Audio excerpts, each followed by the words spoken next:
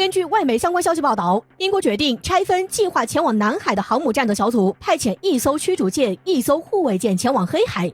这2艘军舰将在地中海与英国皇家海军的伊丽莎白女王号航母战斗群分开，穿过达达尼尔海峡以及博斯普鲁斯海峡，进入黑海水域。在当前美国费尽心思针对俄罗斯的情况下，闯南海的英国军舰突然掉头逼近黑海，此举目的绝对不简单。值得一提，在此之前，俄罗斯方面已经对外宣布封锁黑海，禁止其他国家船只进入该海域。作为战斗民族的俄罗斯，其强硬态度可谓是出了名的。英国军舰在俄罗斯封锁黑海后，仍然派出军舰进入黑海，这无异于正面跟俄罗斯叫板。当英国军舰真的进入黑海，俄罗斯会有所动作吗？答案是肯定的。令人疑惑的是，以英国的军事实力派出军舰硬闯黑海，哪来的胆子？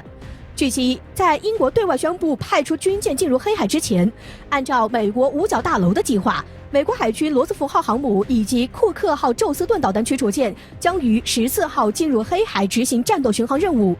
可没过多久，土耳其方面透露，美国海军突然宣布取消了战斗部署计划，因为俄罗斯早在黑海集结了大量的军事力量，还举行了大规模的军事演习。从这个角度来看，这是俄罗斯对美国的警告，而美国取消部署计划，想来也是看到如此强硬的俄罗斯后认怂了。现在的英国军舰在美国军舰溜之大吉后，计划闯入黑海。在分析看来，这是想充当出头鸟，为美国甚至是乌克兰出头。要知道，美国之所以会计划派出军事力量进入黑海，是为了以这种方式支持乌克兰，希望乌克兰能够在自己的鼓动下准备在顿巴斯地区冒险。但是面对绝对反击的俄罗斯，美国开始慌了。该国非常清楚普京有仇必报的性格，真要是惹恼了他，我舰奉命撞击你舰的历史事件很可能会重演。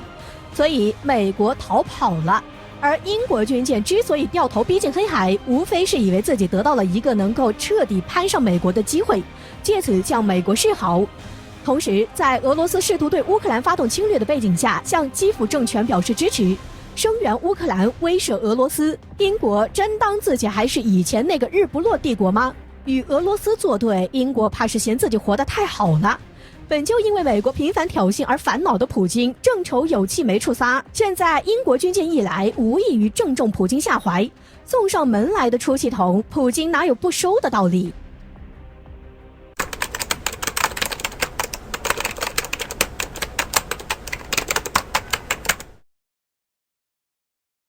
尽管当前我国多次就台海问题给予美国警告，但美国并没有收敛的意思，仍然不断从各方面对台海进行干涉。近日还派出一个所谓的拜登政府非官方代表团对台进行访问。据悉，该代表团均为拜登的亲信，其中包括前参议员克里斯多德、前国务高级官员詹姆斯·斯坦伯格以及理查德·阿米蒂奇。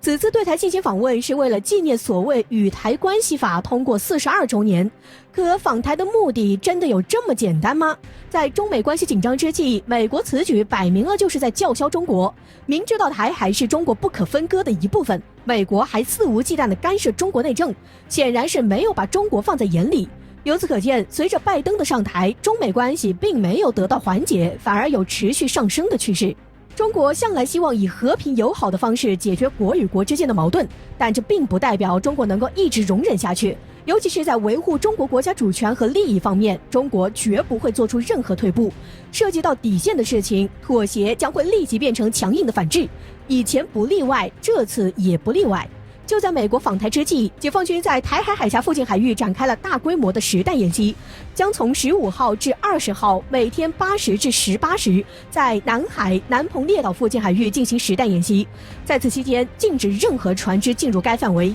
连续6天在台海海峡西侧开火，在美国代表打道回府后，实弹演习仍在继续，说明了这次我军的军演并不是所谓的巧合。值得一提，南澎列岛位于广东省汕头市外海，靠近台海海峡南端。由此可见，解放军的实弹演习针对意味非常明显。以中国如今的迅速发展以及军事实力，一旦真的被惹恼了，反制手段必定不是实弹演习那么简单。这一点，岛内人似乎已经认清了。这次美访台并没有让岛内人有任何的兴奋，反而内部出现了强烈的危险信号。加上解放军实弹演习的消息，直接让岛内神经紧绷。岛内人非常害怕大陆会展开军事反击，无论这次实弹演习是例行性还是有针对性的，岛内人在做贼心虚的情况下都会自动对号入座。尽管如今有美国在身后支持，可是面对现在的中国，内心还是很恐慌的。再者说，以美国目前的危机局面，真到了战时能否帮得上忙还不一定。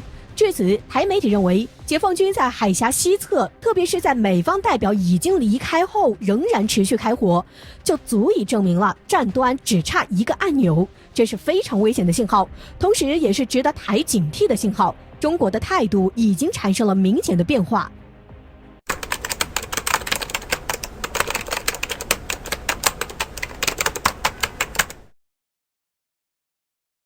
据《环球时报》的消息称，在4月14号，美国联邦调查局局长克里斯托弗·雷自己爆出了一个大料。他在由美国主办的全球威胁年度听证会上表示，目前美国联邦调查局 FBI 正在进行超过2000项与中国有关调查，并且他还强调，每10个小时就会开始一项新的中国的调查。至于为何会这样，克里斯托夫则表示，这是因为没有任何一个国家比中国对美国构成的威胁更为严重。中国对美国社会各界的影响是广泛而持久的，这让 FBI 必须这样做。在看到这则消息后，相信大家心里一时间想到的都是，这啥情况？私底下偷偷的调查就算了，现在还广而告之，并且还想把事情的苗头甩在中国这个受害者的头上。美国人怎么能做到这么不要脸呢？事实上，这还不算什么。除了这位联邦调查局局长爆出的大料外，此次会议的另一个主角，美国情报部门总监海恩斯发出的报告更为气人。在2021年度威胁评估报告中，海恩斯把中国比作美国最大威胁之一。